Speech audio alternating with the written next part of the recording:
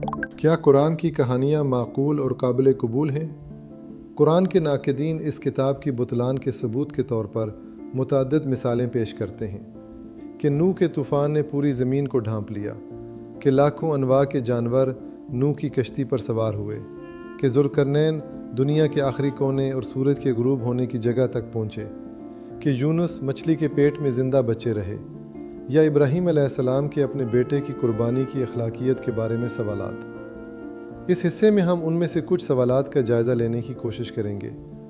قرآن کا ایک بڑا حصہ انبیاء کے قصص اور گزشتہ اقوام کے احوال کی صورت میں پیش کیا گیا ہے۔ ناقدین نے ان میں سے بہت سی کہانیوں کے پہلوؤں کو سائنسی اغلاط، تاریخی اغلاط یا غیر معقول داموں کے طور پر نشاندہی کی ہے۔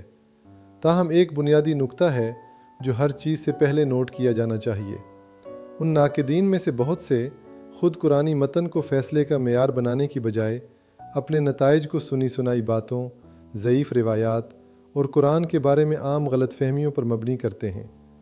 جب ہم خود قرآنی متن کی طرف رجوع کرتے ہیں تو ہمیں بالکل مختلف تصویر ملتی ہے۔ نوح علیہ السلام کے طوفان کے بارے میں اعتراض یہ ہے کہ اس بات کا کوئی سائنسی ثبوت موجود نہیں کہ ایسا کوئی عالمی طوفان پوری زمین پر آیا ہو، لیکن یہ اعتراض بنیادی طور پر قرآن پر وارد ہی نہیں ہوتا، کیونکہ قرآن نے کہیں بھی ایسے عالمی طوفان کی بات نہیں کی جس نے پوری زمین کو ڈھانپ لیا ہو۔ قرآن نے ہمیشہ نوح علیہ السلام کا قصہ ایک مخصوص قوم کے دائرے میں بیان کیا ہے۔ نوح علیہ السلام نے اپنی قوم سے بات کی، انہیں دعوت دی، انہوں نے انکار کیا اور عذاب اسی مخصوص قوم پر نازل ہوا۔ پس جو کچھ ہوا وہ ایک علاقائی سیلاب تھا، عالمی نہیں۔ لاکھوں انواع کے جانوروں کے نوح علیہ السلام کی کشتی پر سوار ہونے کے بارے میں کہنا ضروری ہے کہ قرآن میں ایسا کوئی صریح بیان موجود نہیں۔ اہل بیت علیہ السلام کی روایات نے واضح کیا ہے کہ چونکہ یہ سیلاب ایک مخصوص علاقے میں آیا اور مقصد یہ تھا کہ پانی اترنے کے بعد زندگی دوبارہ شروع ہو سکے، اس لیے کشتی پر صرف وہ پالتو جانور سوار ہوئے جو روزمرہ زندگی کے لیے ضروری تھے۔ بعض روایات میں صراحت کے ساتھ بیان کیا گیا ہے کہ 8 اقسام کے جانور کشتی پر سوار ہوئے، بھیڑ کی 2 اقسام، بکری کی 2 اقسام، اونٹ کی 2 اقسام اور گائے کی 2 اقسام، ہر ایک کا ایک جوڑا۔ یہ وہ مسائل ہیں جن میں اگر ہم اصل مصادر کی طرف رجوع کریں اور ضعیف روایات اور اسرائیلیات من گھڑت یہودی عیسائی روایات کا شکار نہ ہوں تو ہم کبھی اس قسم کی الجھن میں نہیں پڑیں گے۔ ابراہیم علیہ السلام کی کہانی کے بارے میں 2 اعتراضات اٹھائے جاتے ہیں۔ پہلا یہ کہ تاریخی مصادر میں ایسی کسی شخصیت کا کوئی نشان نہیں ملتا، اس لیے ممکن ہے کہ وہ سرے سے موجود ہی نہ رہے ہوں۔ جواب یہ ہے کہ تاریخ عموماً بادشاہوں کی طرف سے لکھی جاتی تھی جو بنیادی طور پر انبیاء اور الہی شخصیات کے ناموں کو مٹانے پر تلے ہوئے تھے۔ دوسرا اعتراض معجزات کے بارے میں ہے، جیسے آگ کا گلزار میں تبدیل ہو جانا۔ یہ اعتراض اور موسیٰ، عیسیٰ اور دیگر انبیاء کے معجزات کے بارے میں اس جیسے اعتراضات اس مفروضے سے جنم لیتے ہیں کہ اس کائنات میں صرف مادی اور طبعی قوتیں مؤثر ہیں، لیکن جو شخص اللہ کی قدرت اور ماورائی قوتوں کو تسلیم کرتا ہے وہ جانتا ہے کہ معجزات کا وقوع عقلانیت یا علوم طبیعہ کی دریافتوں سے متصادم نہیں ہے۔ معجزہ دراصل ایسے قوانین کا استعمال ہے جو انسانیت کے لیے نامعلوم ہیں مگر کائنات کے خالق کے اختیار میں ہیں، قوانین فطرت کی خلاف ورزی نہیں۔ ابراہیم علیہ السلام کے اپنے بیٹے کو قربان کرنے کے مسئلے کے بارے میں جو ایک زیادہ سنجیدہ اخلاقی اعتراض ہے، کہنا ضروری ہے کہ یہ قصہ قرآن میں اس انداز میں پیش کیا گیا ہے جو متعدد تفسیروں کی گنجائش دیتا ہے۔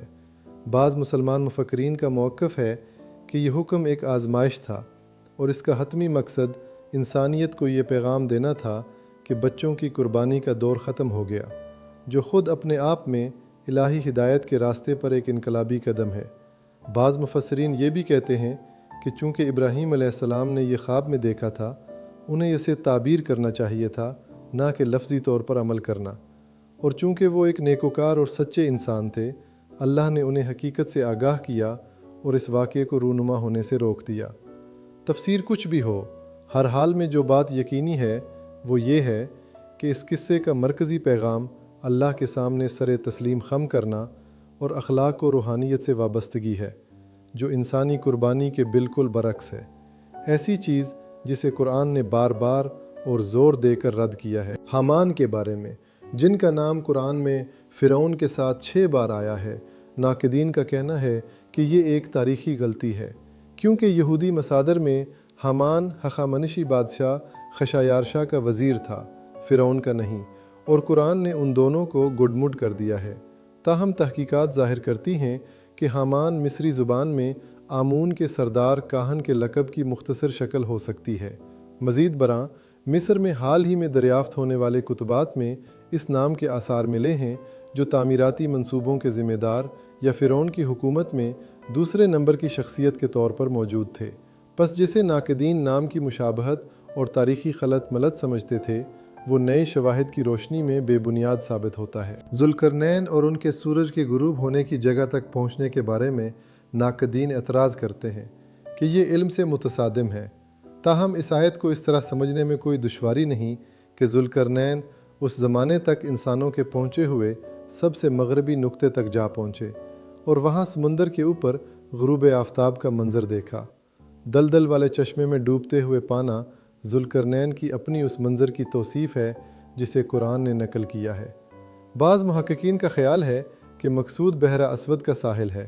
یونس علیہ السلام اور مچھلی کے پیٹ میں ان کی بقا کے بارے میں کہنا ضروری ہے کہ یہ سائنسی لحاظ سے ناممکن نہیں سمجھا جاتا۔ ایسی بہت بڑی آبی مخلوقات موجود ہیں جو انسانی جسامت کے برابر جسم کو نگل سکتی ہیں، اور جو کچھ انہوں نے نگلا ہو اسے قدرتی عمل کے ذریعے باہر نکالنا پوری طرح ممکن ہے اور اسے رد نہیں کیا جا سکتا۔ آخر میں کہنا ضروری ہے کہ ہم اس کتاب پر اپنے اعتماد تک اندھی تقلید کے ذریعے نہیں پہنچے، بلکہ تحقیق اور عقلی غور و فکر کے ذریعے، اور ہم نے اپنے دلوں اور ضمیروں سے اس کی حقانیت اور سچائی کو پہچانا ہے۔ اس لیے وہ نکات جو ہمارے لیے ابھی تک غیر واضح ہیں یا جن کا ہمیں مکمل جواب نہیں ملا، اس کتاب کی بطلان کی دلیل نہیں بن سکتے، سوائے اس کے جو کبھی سچ میں اس رہنمائی کا متلاشی ہی نہیں تھا جو قرآن پیش کرتا ہے۔ ہماری کوشش اس لیے یہ ہونی چاہیے کہ ہم ان میں سے ہر ایک قصے سے سبق، عبرت اور ہدایت حاصل کریں۔